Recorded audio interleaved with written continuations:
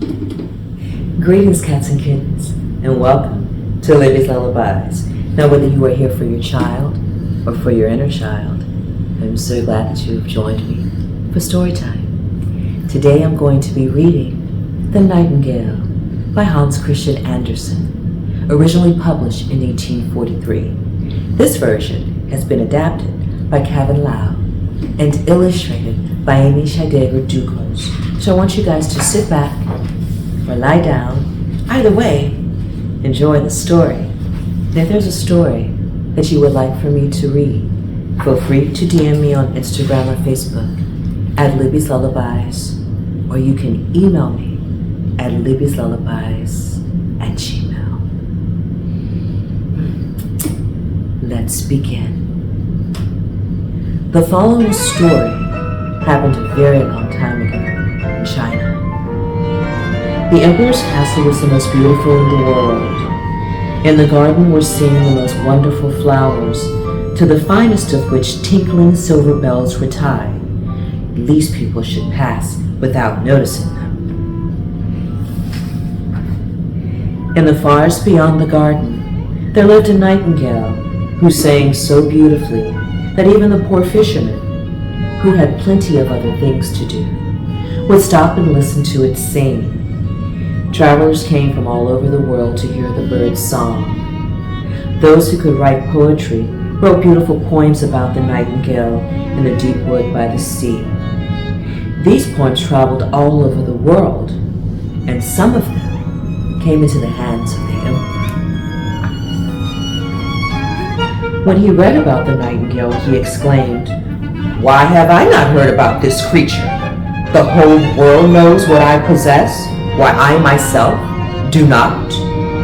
The chamberlain replied, "I shall look for this nightingale, and when I find it, I shall bring it to the court." So, the chamberlain ran up and down all the stairs, through the halls and corridors, but not one of those whom he met had heard of the nightingale. He ran back to the emperor, and he said that he must have been made up. But the emperor insisted, "If the nightingale does not come, the whole court shall be trampled upon after supper." Harsh. The poor chamberlain ran up and down the stairs again, and half the court ran with him, not wishing to be trampled upon. I don't blame him. At last they came upon a poor little girl in the kitchen, who said, "I know the nightingale well. Every evening I take scraps of food home for my sick mother, who lives down by the seashore. When I sit down to rest, I can hear the nightingale. It makes tears come into my eyes, and I feel just as if my mother were kissing me." It's very lovely. So they all went into the wood, where the nightingale was likely to be. Half the court was there. On the way, they heard many beautiful sounds coming from many different creatures. "Hark there! There it sits!" said the girl, pointing out a little gray bird up in the branches. It began to sing.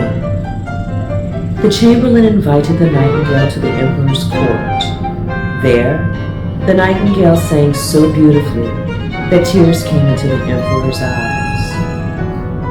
He offered the nightingale his golden slipper as a gift, but the nightingale declined. "I have seen tears in the emperor's eyes, and that is the greatest gift for me." The nightingale was to remain at the court, have its own cage, and liberty to go out twice a day and once at night. The whole city talked about this wonderful bird. One day, the emperor received a large parcel from the emperor of Japan. "Here we have a new book about our celebrated bird," said the emperor. It was no book, however, but an artificial nightingale, made to look like a living one, but covered all over with diamonds and rubies and sapphires. As soon as the imitation bird had been wound up, it could sing one of the pieces that the real bird sang. "How beautiful!" They all cried. The music master explained to the courtiers what made the imitation bird so special. With a real nightingale, we never know what is coming next, but with the artificial one, everything's arranged. You can open it, explain it, and make people understand how the waltzes work and why one note follows the other. Okay.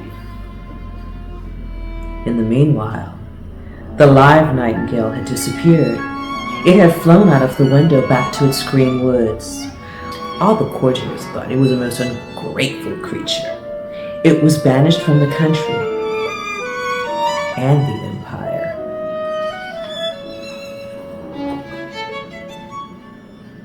A year passed. The imitation bird became famous across China. Everyone knew the artificial bird's song by heart, and that was just why it pleased them now more than ever. They could sing with it, and often did so too. One evening, something inside the bird suddenly snapped, and then the music stopped. The emperor fetched the watchmaker, who tried to repair it in vain. Now it was a fragile thing, doomed to sing once a year, lest it break forever. 5 years had now passed, and a great sorrow fell upon the land. The emperor was ill and would not live long. He lay cold and pale on his splendid bed, the artificial bird at his side. One night, the emperor opened his eyes and saw death.